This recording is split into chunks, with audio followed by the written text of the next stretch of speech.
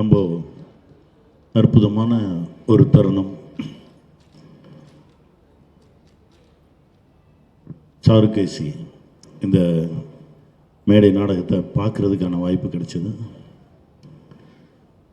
பார்த்ததுக்கப்புறம் ஒரு மாதிரி பயம் வந்துடுச்சு. ஏன்னா ஒரு சில நேரத்தில் திடீர்னு ஒரு இடத்துக்கு போயிட்டு இங்கே எதுக்கு வந்தோம்லாம் யோசிப்போம். அந்த மாதிரி சாருகேசிக்கு நடந்த மாதிரி நமக்கு நடந்துட்டா அப்படின்னு ஒரு பயம் வந்துச்சு. என்ன நடக்கும் அப்படின்ற ஒரு கேள்வி வந்தது.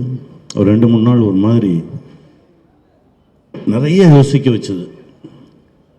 இருக்கிற வாழ்க்கையை நமக்கு தெளிவாக இருக்கிற நேரத்தில் சந்தோஷமாக வாழ்ந்துட்டு போயிடணும். அடுத்தவங்களுக்கு கஷ்டம் கொடுக்காம யாருக்காவது பிரயோஜனமாக வாழ்ந்துட்டு போயிடணும் அப்படின்ற ஒரு ஆழமான ஒரு விஷயத்தை இன்னும் நம்மக்கிட்ட கொண்டு வந்து சேர்த்தது அந்த படைப்பு. ஒய்ஜிஎம் சார், உங்களோடு பயணித்தது இறைவன் எனக்கு கொடுத்த ஒரு பெரிய பாக்கியம்னு நினைக்கிறேன்.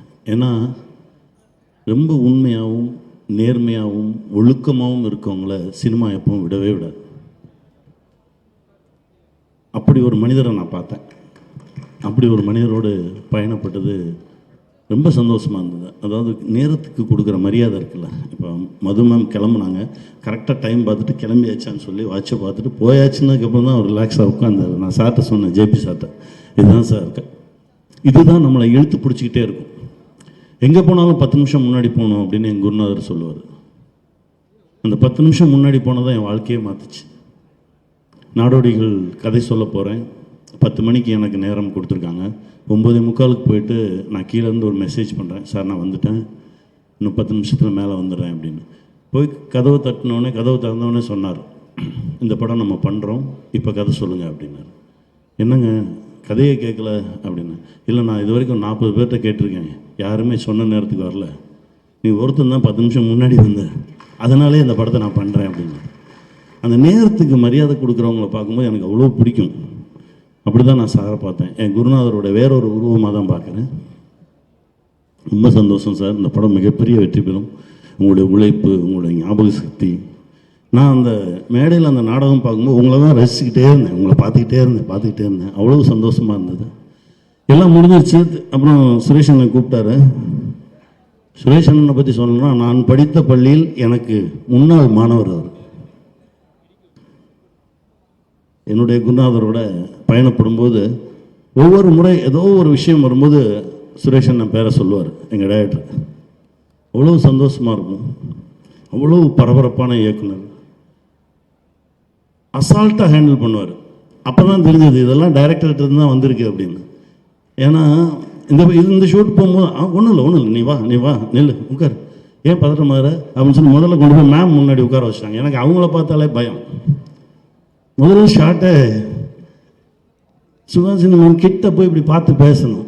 எனக்கு அண்ணே எனக்கு முதல்ல தனியாக ஏதாவது எடுங்கண்ணே, கொஞ்சம் நான் வார்ம் அப் பண்ணிட்டு வரேன் அப்படின்னு. பேசு வந்துடும் அப்படின்னு. அப்படி எடுத்துகிட்டு போய் எனக்கு ஆனால் உங்களோட இருக்கும்போது டைரக்டரோட இருந்த மாதிரி தான் ஒரு ஃபீல் இருந்தது. நம்ம டைரக்டரோட பேசிகிட்டு இருந்த மாதிரி, நம்ம டைரக்டரோட ஒர்க் பண்ண மாதிரி தான் ஒரு உணர்வு இருந்தது. இந்த நேரத்தில் என் குருநாதர் கே பாலச்சந்தர் அவர்களுக்கு மனமார்ந்த நன்றியை சொல்லிக்கிறேன். ஏன்னா அப்படி ஒரு குரு கிடைச்சதுக்கு நாங்கள்லாம் கொடுத்து வச்சுருக்கணும். ஏன்னா ஒவ்வொரு நாளும் என்னுடைய சின்ன சின்ன இயக்கத்திலும் எங்கள் டைரக்டர் இருப்பார்.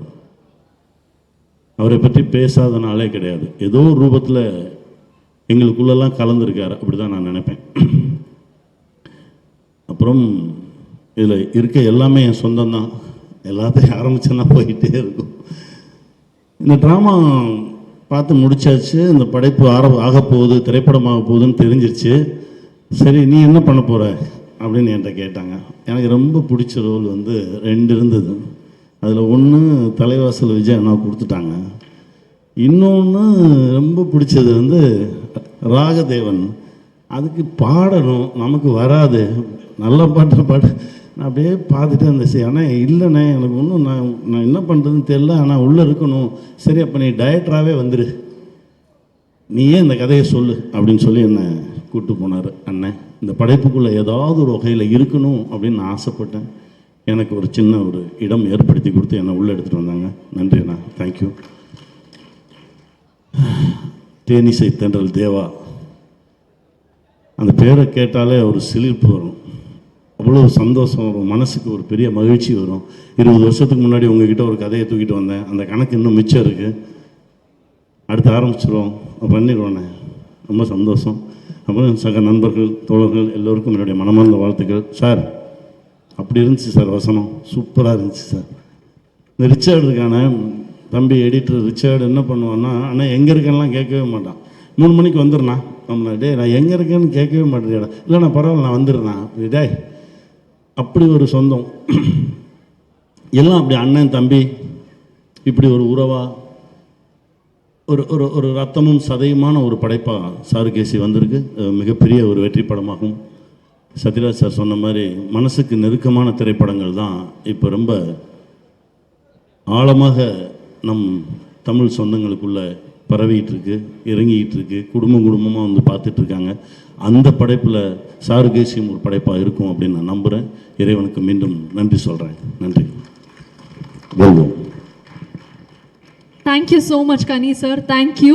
அண்ட் இதே மேடையில் வந்து நீங்களும் நம்மளுடைய தேவா சாரும் கொலாபரேட் பண்ண போகிறீங்க அப்படிங்கிற அப்டேட்டும் எங்களுக்கு கொடுத்துருக்கீங்க. We are waiting for that as well. And அட்வான்ஸாக அதுக்கு நாங்களே விஷ் பண்ணிக்கிறோம். மீண்டும் உங்களுக்கு ஒரு பெரிய நன்றி.